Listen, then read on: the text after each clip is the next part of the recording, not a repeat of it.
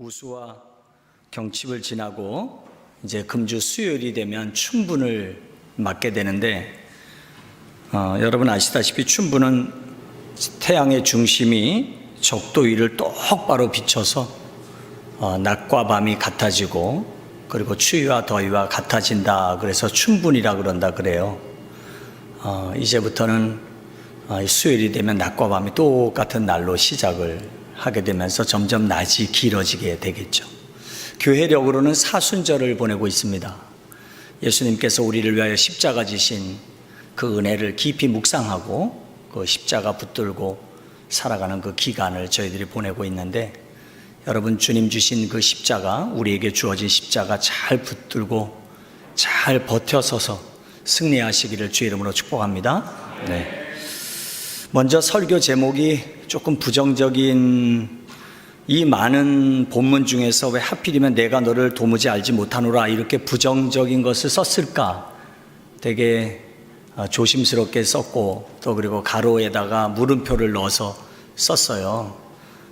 좋은 말로 바꿔서 쓸 수 있지만 이 본문을 바라보면서 내가 너를 도무지 알지 못하노라 라는 말이 너무너무 충격적이었고, 읽을 때마다 그랬고, 여러분과 함께 이 말씀을 좀 깊이 있게 한번 나누고 나면, 끝나고 난 다음에 내가 너를 도무지 알지 못하노라 라는 말이 뒤집어져서 내가 너를 정말 아노라, 이때 아멘 하는 거죠, 그죠? 내가 너를 정말 아노라, 이렇게 뒤바뀌는 역사가 있기를 주의 이름으로 축복합니다. 네. 지금부터 제가 앞부분에 조금 이야기하고 있는 이야기를 여러분들이 설명을 붙이지 않고 진리와 비진리에 대해서 한 신학자가 한 이야기를 조금 읽어 드려 볼 테니까 잘 한번 들어보시고 충분히 이해할 만한 이야기고, 그리고 혹시 이 이야기가 조금 이해가 덜 되시면 우리 교회 밴드에 보면 제 설교가 이번 주에 녹화가 돼서 올라와 있어요. 이렇게 홍보를 할게요. 네, 그리고 유튜브에 가서 함영민이라고 치면 함영민이라고 하는 이름이 저보다 유명한 사람이 좀 몇 분 있더라고요. 뭐 디카 찍는 분도 있고 몇 분이 있어서 함영민이라고 유튜브에 치면 제 이름이 우선적으로 안 뜨고 동산교회 함영민이라고 치면 제가 떠요. 거기에 가셔서 여러분들이 설교에 한번 이 앞부분의 이야기, 이 신학자의 이야기를 한번 되씹어보면서 읽어보면, 우리가 무엇이 뒤틀려 있고 무엇이 진리와 진리가 아닌지 비진리인지를 참 요약을 잘 해놓은 그 이야기를 제가 먼저 이 말씀의 서론으로 같이 나누도록 할게요.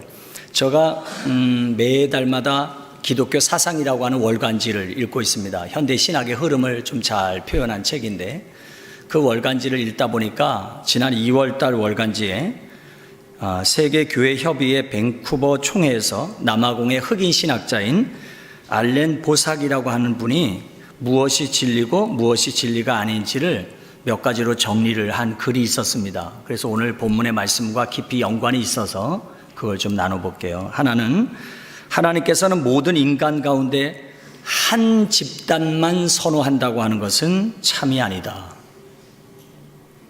하나님은 사람의 외모를 보지 아니하시고 각 나라 중 하나님을 경외하며 의를 행하는 사람은 다 받으신다. 이것이 진리이다. 또 하나, 재물, 권력, 성공이 하나님께서 내리신 복의 표징이라고 하는 것은 진리가 아니다. 가난한 자, 온유한 자, 긍휼히 여기는 자, 화평하게 하는 자, 의에 줄이고 목마른 자가 복이 있다는 것이 진리이다. 또 하나, 개별적 인간이 자신의 삶에 책임이 있다는 것은 참이 아니다. 우리 인간은 상호 책임적인 존재로 이웃의 존경을 도우시는 하나님께 대해 책임 있는 존재라는 사실을 증언하는 것이 진리이다. 이건 조금 설명이 필요할 것 같아요. 이 이야기는 뭔 얘기냐면 이런 얘기예요. 개별적인 인간이 자신의 삶에 책임이 있다는 것은 진리가 아니다. 쉽게 얘기해서 우리가 이런 논리가 있어요. 아프리카에 사는 사람들이 못 사는 것은 게을러서다. 이거 진리 아니라는 거예요. 개별적인 인간이 자신의 삶에 대해서 책임을 지고 져야 한다라고 하는 것은 진리가 아니다. 진리는 상호 책임 있는 존재로 이웃의 공경을 도우시는 하나님께 대해 책임 있는 존재라는 사실을 인식하는 것이 진리다. 오케이? 이해되셨죠? 또 하나, 어떠한 측면에서는 남자가 여자보다 우월하다는 것은 참이 아니다. 잘 알아들으시고 여자분 아멘 하셨어요. 하나님은 남자와 여자를 동등하게 창조하시고 동등한 존엄성을 부여하셨음을 증언하는 것이 진리다. 또 하나, 사회, 경제, 불평등, 전쟁, 폭력은 인간 존재와 상황에서 불가피한 부분이기에 이러한 문제를 안고 살아가는 방법을 배울 필요가 있다고 하는 것은 참이 아니다. 알아들으셨죠? 이것도 조금 설명이 필요한데요. 불의 온갖 형태의 폭력과 전쟁은 하나님의 뜻에 반하는 것이며 우리는 이를 극복해 나가도록 부름받았다는 점을 증언하는 것이 진리다. 자, 이것도 설명 잠깐만 할게요. 우리가 살아가면서 안고 있는 문제들, 전쟁, 불평등, 사회, 경제, 인간의 존엄에 대한 어떤 상황에 대해서 이것은 불가피한 것이기 때문에 이걸 안고 살아가야 하고, 그러므로 그 방법을 배울 필요가 있다고 하는 것, 이건 아니라는 거예요. 불평등이나 전쟁은 어떠한 것이라도 안 된다. 이게 진리다. 마지막 하나, 하나님은 인간의 즐거움과 착취를 위하여 지구와 모든 자원을 창조하셨다는 것은 참이 아니다. 이 지구는 지구를 창조하신 하나님께 속하며 우리는 지구를 소유할 수 없고 지구를 유지하고 보호하도록 부름받았다는 것을 증언하는 것이 참 진리다. 너무너무 요약을 잘 해놨어요. 진리가 뭔지 비진리가 뭔지. 이렇듯 참과 진리를 구분하는데 많은 사람들은 구분을 잘 못하고 오해하기도 하고 잘못 알기도 해요. 그리고 그 진리를 특히 잘못 아는 이유는 자기 중심적 진리로 받아들이기 때문에. 더불어서 성경의 해석적인 부분에도 자기 중심적 해석이 이렇게 보편적 진리를 자기 중심적 진리로 왜곡시키지 않나 생각을 해요. 왜 우리가 들어가야 될 문이 좁아야 하고 왜 우리가 걸어가야 될 길이 좁은 길이어야 하는지 바로 그것이 답입니다. 오늘 산상수훈을 마무리하면서 주님은 이 사실을 아주 분명하게 말씀하십니다. 오늘 산상수훈 5장, 6장, 7장 강해하면서 마지막 단락을 맞이하게 되는데, 여기에서 우리 예수님께서는 4가지 비유를 통해서 가능성을 대조시킵니다. 어떻게 보면 이 흑인 신학자의 이야기처럼 진리와 비진리가 뭔지에 대해서 선명하게 구분을 하고 있어요. 좁은 문, 넓은 문, 좁은 길, 넓은 길을 대조하면서 그 결과가 생명이요 파멸이다. 좋은 나무와 나쁜 나무, 그것을 대조시키면서 그 결과는 좋은 열매와 나쁜 열매를 맺게 될 것이다. 그리고 나더러 주여 주여 하는 자마다가 아니라 아버지의 뜻대로 행하는 자, 이 2개를 비교하면서 대조하면서 그 결과가 천국에 들어가고 못 들어가고를 드러낼 수 있다는 거예요.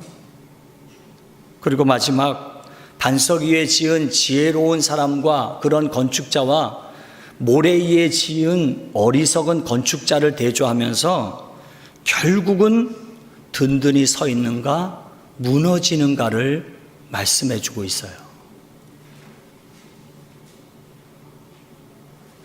이 4가지 주제는 모두 단락단락 구분할 수도 있지만 산상수훈의 결론 부분에 이 4가지 비유는 전부 다 연결되어 있다고 저는 봅니다. 한번 볼게요.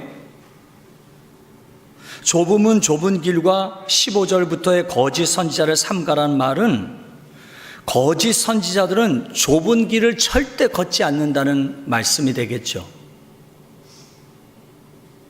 그러면서 열매에 대한 말씀을 하시는데 그들에게 어떤 열매가 맺히더냐는 것입니다. 절대 아름다운 열매가 맺지 않더라는 겁니다. 그러면서 20절에 가서 열매가 증명을 해내더라는 거죠. 그러면서 이어 하시는 말씀이 21절부터 나더러 주여 주여 하는 자들마다 다 천국에 들어갈 것이 아니요 라고 시작을 합니다.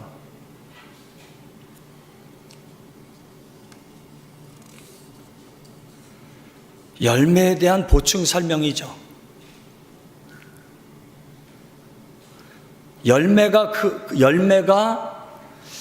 그 열매 그 결과가 우리를 잠시 속일 수 있다는 거예요. 나무와 열매가 우선이냐 나무가 우선이냐 이거 우리 비교할 수 없죠. 그런데 이 본문을 잘못 해석하게 되면 그 나타나는 열매가 잠시 우리를 속일 수 있다는 거예요. 그래서 그 다음에 주님이 해주시는 말씀이 나더러 주여 주여 하는 자들마다 라는 보충 설명이 있다고 봐요. 그리고 그 끝은 뭐예요? 결국 그 상황의 결말은 넘어지느냐, 무너지느냐, 아니면 든든히 서냐 증명해내야 한다는 겁니다. 저는 오늘 사랑하는 동산교회 교우들과 그 중심 구절을 21절부터 23절에 있는 말씀을 가지고 나더러 주여 주여 하는 자들마다 다 천국에 들어갈 것이 아니요 다만 하늘에 계신 아버지의 뜻대로 행하는 자라야 들어가리라. 그날에 많은 사람이 나더러 이르되 주여 주여 우리가 주의 이름으로 선지한 노릇도 했고 주의 이름으로 귀신을 쫓아냈고 주의 이름으로 많은 권능을 행하지 아니하였나이까 하리니 그때 내가 그들에게 밝히 말하리니 내가 너희를 도무지 알지 못하노라.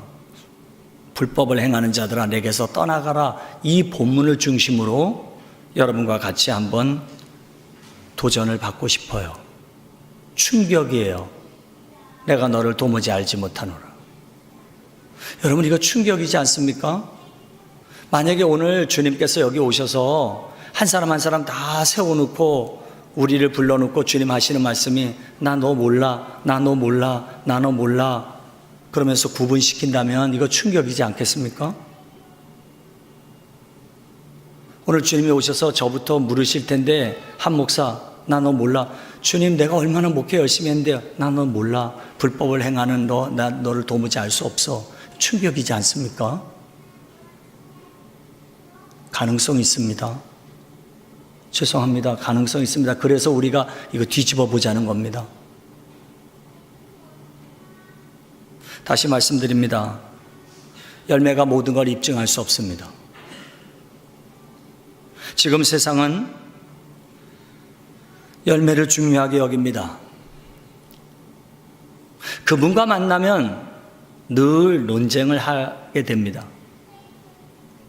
그분이 누구라고 밝히면 좋겠지만 저하고 가장 가까운 지인이라서 녹화가 돼서 밝히지는 않겠습니다. 근데 그분을 만나면 늘 논쟁을 합니다. 왜 논쟁이 되냐면 그분과 같이 큰 교회를 방문하고 돌아오면 항상 실갱이를 합니다. 실랑이가 맞네요. 실랑이를 합니다. 그분의 이야기는 이렇게 교회가 큰 교회를 이루고 성도들이 많이 모이는 건 이유가 있다는 겁니다. 저는 아니라고 이야기합니다. 그 이유가 없어도 많이 모일 수 있다라고 이야기합니다. 그러면 그분은 저에게 늘 이야기합니다. 작은 교회 목회하는 사람은 그걸 몰라 이렇게 이야기합니다. 그러니까 나는 아니라고 그럽니다. 숫자가 모든 것을 다 대변할 수는 없다라고 이야기합니다. 절대 변명이 아닙니다. 우리 교회 작은 교회라고 이야기할 수는 없죠. 작은 교회나 큰 교회는 무엇인가라고 하는 기준점이나 비교점이 있는 것을 중심으로 비교를 하기 때문에 큰 교회, 작은 교회가 될 수 있죠. 이게 세상적 논리 아니겠어요? 만약에 우리 교회가 어떤 두세 명 모이는 교회와 비교한다면 우리 교회는 큰 교회일 것이고 우리 교회보다 더 많이 모이는 300명 모이는 교회하고 비교한다면 우리 교회는 작은 교회일 것입니다. 이것으로 절대 작고 크고 나눌 수 없죠. 자, 이렇게 표현할게요. 우리 교회는 대형 교회는 아니죠. 그럼 대형 교회 아닌 목회자로서 절대 변명하려고 하는 이야기가 아닙니다. 여러분, 세상은 모든 것들이 다 결과를 가지고 포장을 합니다.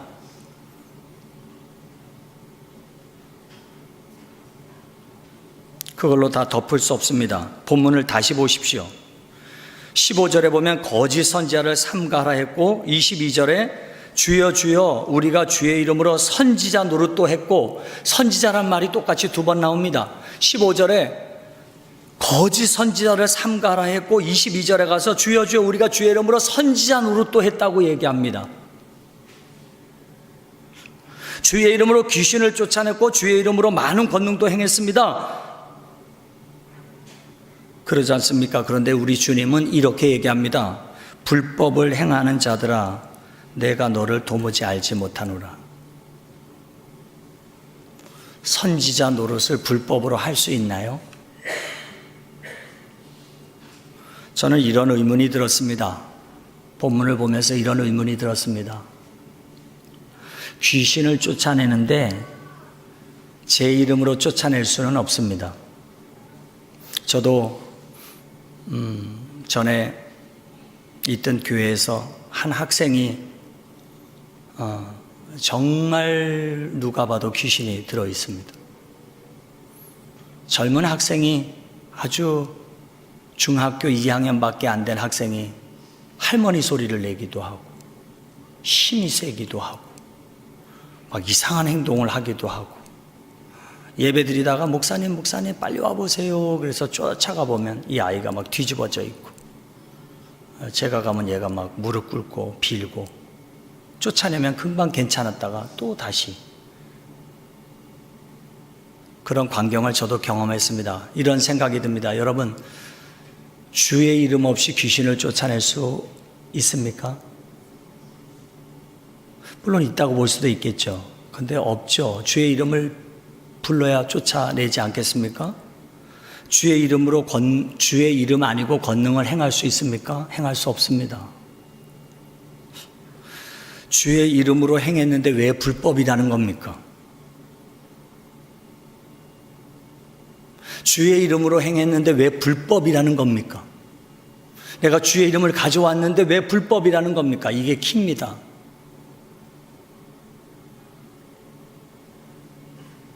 답은 첫 번째 시작하는 구절인 좁은 문으로 들어가라. 좁은 길로 걸어가라. 많은 사람이 찾지 않는 것이다의 답이 있다고 봐요. 뭔 얘기일까요? 뭔 얘기일까요? 여러분, 우리 꼭 기억합시다. 어떠한 경우도 예수 그리스도의 이름을 수없이 불러와도 자기의 욕심이나 사리 사욕을 위해서 행한 일은 불법입니다. 이게 오늘 답입니다. 그러면 주님은 우리를 모른다 합니다. 저는 이렇게 정의합니다. 어떠한 경우도 자기의 이익이나 사리 사욕을 위하여 주의 이름을 빙자한 건 다 불법입니다. 누구를 위한 선지자 노릇이었습니까? 누구를 위하여 귀신을 쫓아낸 것입니까? 누구를 위하여 권능을 행한 것입니까? 그 중심에 내가 있다면 불법입니다. 많은 교회들이, 교회가 교회를 비판해서 죄송합니다만 정말 우리가 가야 될 길이 애절하기 때문에 이야기합니다. 많은 교회들이 그 교회 중심에 나를 세워놓았습니다. 그래서 그 목사님이 아들에게 세습을 합니다. 천국에 못 갑니다. 많은 분들이 정치하면서 우두머리의 자리에 서려 합니다. 나를 드러내려 합니다. 천국에 못 갑니다. 조금 아는 분은 목사님 천국을 예수 믿어 가지요 라고 이야기하는 분들이 계실 텐데, 이제 저하고 같이 공동체를 이루고 있는 동산교회 교우 여러분, 이 얘기를 알아들으십시오. 천국에 못 갑니다. 우리는 이 사실을 주님의 십자가에서 찾아낼 수 있습니다. 주님께서 지신 이 십자가 정말 지고 싶지 않았습니다. 우리가 이제 다음 주에 보게 될 겟세마네 동산의 기도, 다음 주간에 우리가 그 과정이 새벽에 다 나눠볼 텐데, 예수님께서 겟세마네 동산에서 기도할 때 그 예수님의 애절한 기도의 중심이 무엇이냐면, 주님, 십자가 안 지고 구원을 이룰 수는 없습니까? 이게 이 예수님의 기도의 첫 부분입니다. 주님, 십자가 안 지고 구원을 이룰 수는 없는 겁니까? 주님, 권능 많으신 분 아닙니까? 내가 너의 죄를 사하노라 그러면 사해지는 거 아닙니까? 주님께서 이런 간절함을 붙들고 십자가 지고 싶지 않아 주님 앞에 기도하다가 결국은 이렇게 갑니다. 아니군요. 그게 아니군요. 십자가를 져야만 구원이 이루어지는군요. 네, 질게요. 그냥 달게 질게요. 그리고 겟세마네 동산의 기도를 마무리하죠. 기도는 아버지의 뜻을 쫓아가는 거죠.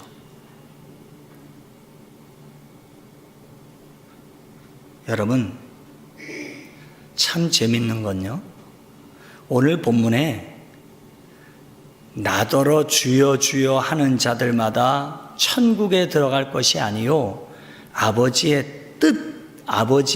뜻이라고 하는 원어와, 아버지, 내가 십자가 안 질 수 없어요? 안 지고 구원을 이룰 수 없어요?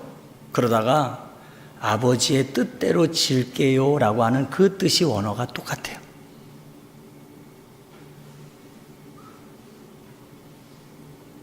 아버지의 뜻대로 행한다고 하는 말은 십자가 진다는 말이에요. 십자가 진다는 말.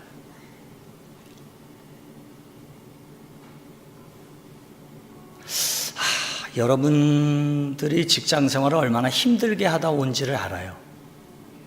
처음엔 잘 몰랐는데 우리 딸하고 사이를 얻고 난 다음에 저 친구들이 어떻게 직장 생활 하는지 얘기 들으면 눈물이 나서 들을 수가 없어.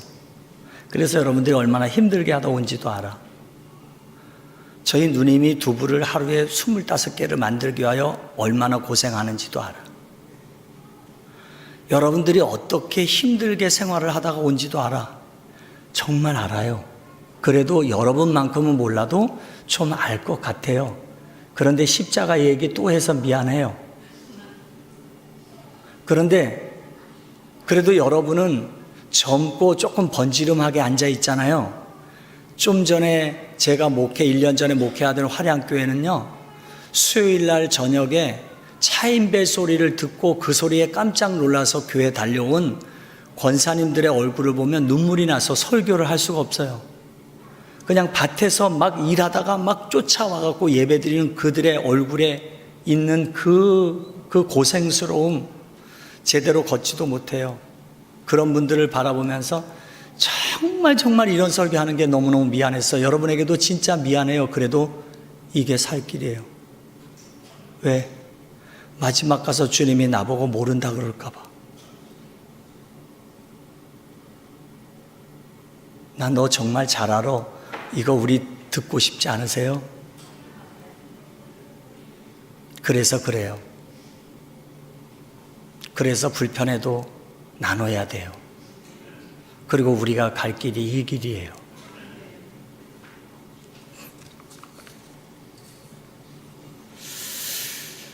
그래서 여러분에게 미안하지만 도전적인 질문을 몇 가지 던져볼게요. 고민이 있어 이 고민 해결하고 싶어서 여기 나오셨습니까?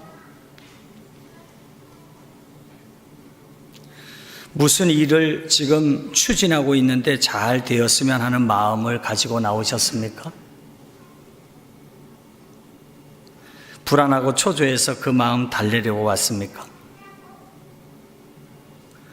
가족의 안위와 개인의 영달을 위해서 오셨습니까? 이 모든 것들은 다 종교적인 습성이요 인간이 가진 인지의 상정이기에 나무랄 수는 없죠.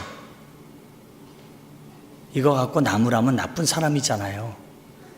그렇지만 주님을 쫓아가는 우리에게는 이 산을 넘어야 돼요.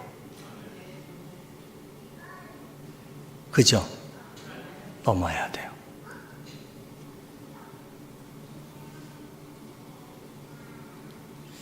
오늘 제 설교를 듣고 우리 교회를 계속 다닐까 말까 고민하는 사람이 한 분 계신 것 같아서 되게 부담스러운데, 여러분, 교회가 교회다워야죠. 우리 그거 붙들고 가야죠.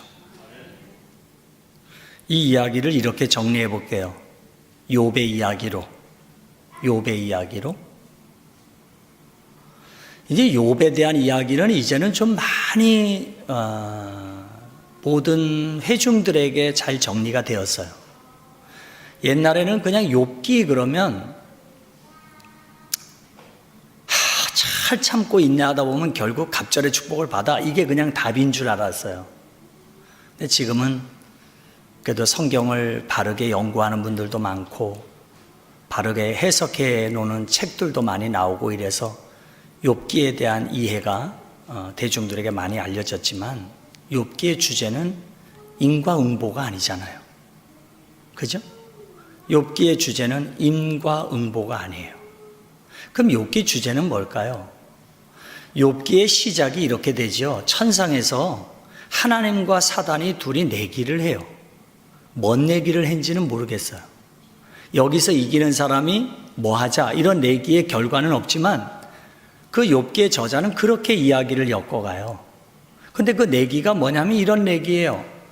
사단이 온 지상을 쭉 돌아다니다가 욥을 봤는데 욥이 하나님을 엄청나게 잘 섬기더라는 거예요. 그래서 하늘에 올라가서 하나님한테, 하나님, 욥이라는 사람이 너무너무 신실하게 주님을 섬기는데 분명히 욥이 잘 섬기는 건 이유가 있어요. 하나님이, 아니, 이유가 없어. 욥이 나를 섬기는데 무슨 이유가 있겠어? 라고 이야기하니까 사단은 계속 이유가 있다는 거예요. 그럼 뭔 이유인데? 라고 이야기하니까 가만히 보세요. 욥의 가정이 잘 살잖아요. 욥의 가정에는 자식도 잘 되잖아요. 욥의 가정이 얼마나 복을 많이 받았어요. 아마 그 복 때문에 그 복을 주신 하나님을 잘 섬기는 걸 거예요. 하나님은 아니라고 얘기하죠. 자, 그 구절을 하나 읽어드릴게요. 사단이 여호와께 대답하되 가로되 욥이 어찌 까닭없이 하나님을 경외하리이까? 까닭없이 하나님을 경외하리이까? 이게 주제잖아요.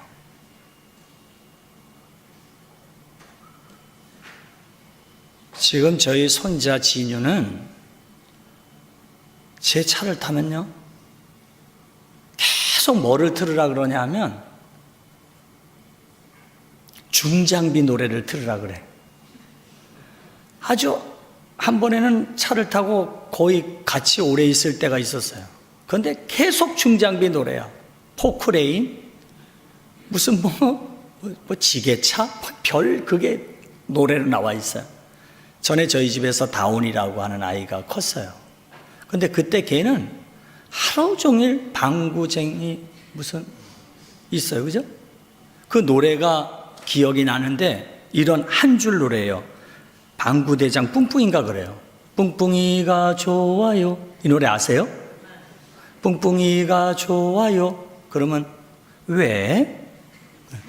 그냥 짜잔형이 좋아요. 왜? 그냥 이거야. 그 노래 한 줄이야. 애들이 이걸 너무너무 좋아해. 그 다운이가 맨날 이 노래 하는 거야. 뿡뿡이가 좋아요. 왜? 그냥 짜잔형이 좋아요. 왜? 그냥 욥기의 주제는 그냥이에요. 그냥 하나님이 좋은 거예요. 이유가 없어요. 이걸 사단하고 하나님과 내기하는 거예요. 욥기 주제는 그거죠. 여러분, 우리 한번 다시 본문으로 돌아가서 불법을 행한다라고 하는 것은 하나님의 법에 대한 오해도 아니고, 무엇을 먹고 무엇을 먹지 말아야 하는 이야기도 아니고, 그건 다 율법이죠. 율법은 십자가를 지지 아니려는 마음과 그 행동이에요. 불법은. 그래서 사리사욕을 추구하는 것, 자기 희생이 없는 것, 이것을 불법이라고 이야기하는 거예요. 누구든지 나를 따라오려거든 자기를 부인하고 자기 십자가를 지고 나를 쫓으라, 주님이 말씀하셨는데, 그 십자가를 지지 하려는 마음이 불법이에요. 누가 무너지지 않는 반석 위에 지은 집일까요? 이제 마지막 결론 부분으로 가보십시다. 누가 비가 오고 바람 불고 창수가 나서 무너지지 않는 믿음을 가진 자이겠습니까? 비와 바람과 창수로 대변되어지는, 상징되어지는 그 어려움, 그 어떠한 것들이 언젠가 와서 우리를 부딪힐 때, 언젠가 우리의 삶을 두드릴 때, 그때 무너지지 않는 사람이 누구인가를 한번 보십시오. 자기의 이익과 자기의 사리사욕을 위하여 신앙생활 하던 사람은 전부 다 포기했어요. 그렇지만 자기가 손해되더라도 이것이 주님 가신 길이기 때문에 그 길을 기꺼이 그냥 쫓아가는 사람은 포기하지 않았어요. 어느 목사님은 믿음을 밑힘이라고 이야기를 했어요. 믿음이란 밑힘이다. 밑에 있는 힘이다. 한문으로 이야기하면 저력이라는 말입니다. 밑에 깔려있는 힘이 믿음이다. 이렇게 표현을 했어요. 여러분, 우리를 지탱하고 있는 밑에 있는 힘이 무엇일까요? 믿음, 밑에 저력으로 깔려있는 믿음이 무엇일까요? 바로 이 십자가, 주님이 지신 이 십자가, 사순절 우리가 묵상해야 하는 이 십자가, 이 십자가를 지고 자기 희생을 하며 주님을 쫓아가는 사람에게 있는 힘이에요. 마태복음의 구조는 오경적 구조로 되어 있습니다. 그래서 마태복음은 설교가 5편이 이렇게 나눠져 있는데, 이제 오늘 7장을 통하여 예수님의 첫 번째 설교가 마무리됩니다. 그런데 그 마무리를 이 마태복음 저자는 뭐라고 마무리를 하냐면, 그 예수님의 가르치심이 서기관들과 바리새인들, 권위 있는 자들의 가르치심과 달랐다라고 이야기를 합니다. 무엇이 다르다는 이야기입니까? 그 서기관들과 바리새인들과 거짓 선지자들의 가르치는 그 가르침과 예수님의 가르침은 무엇이 달랐을까요? 성공하면 다고 공 잡는 건 다인 이 세상, 지금의 이 세상이 그때는 없었을까요? 그때도 열매로 모든 것이 대변되는 세상, 똑같이 예수님 때에도 있었을 겁니다. 왜? 그때 사람이나 지금 사람이나 생각이 다 같을 때니까요. 오름직한 동산교회 오르신 교우 여러분, 우리 두렵고 떨리는 마음으로 잘 가십시다. 내가 너를 도무지 알지 못하노라. 이 무서운 경고가 오늘 우리에게 주어진 경고라고 생각하고, 나 예수 믿는 것, 이 신앙생활 하는 것, 이것이 그냥 이 길을 축복합니다. 그냥 주님 십자가 지고 가는 이 길이 행복임이 되기를 주의 이름으로 축복합니다. 지난주에도 보니까 청장년 회원들이 이번 주까지도 할 텐데, 교회 오랍들을 전부 다 청소하고 10년 묵은 거 다 끌어냈다면서요? 저기 밖에 쌓아놓은 게 그게 다 그런 것들인데, 제가 가만히 이 설교 준비하다 묵상해 봤어요. 아, 우리 동산교회 교우들은 주님이 모른다 안 하실 것 같았어요. 왜냐하면 돈 내고 예수 믿고 일하고 예수 믿어서. 아멘. 예? 손 하나 까딱 안 하고 예수 믿으려고 그러는 사람 많아요. 그런데 여러분들은 희생하고 예수 믿고 십자가 지고 예수 믿는 우리 되십시다. 그래서 오늘 이 흑인 신학자의 이야기처럼 진정한 진리가 무엇인지, 불법을 행하는 자들아 내가 너를 도무지 알지 못하노라, 이것이 아니라 참 진리를 쫓아 주님을 잘 따라가시다가 그때 주님께서 우리를 딱 보자마자, 야, 난 너 알아. 내가 너를 정말 알아. 이런 하나님의 큰 확신의 축복의 선언을 듣게 되는 저와 우리 되십시다. 기도하겠습니다. 하나님 아버지, 잘 가겠습니다. 십자가 놓지 않겠습니다. 달게 지겠습니다. 나의 희생하겠습니다. 주님 배려하며 살겠습니다. 주의 십자가 때문에 인류의 구원에 이른 것처럼 우리 주님, 우리에게 맡겨진 십자가 때문에 우리 교회가 행복해지기를 원합니다. 내가 지는 십자가 때문에 우리의 가정이 행복하기를 원합니다. 내가 진 십자가 때문에 이 나라가 살만 나는 세상 되게 하옵소서. 내가 지는 십자가 때문에 삼라만상이 주의 오심을 고대하게 하옵소서. 동산교회, 이 동산교회 세상에 천국이 있다면 이곳이 되게 하옵소서. 예수님 이름으로 기도를 드립니다. 아멘.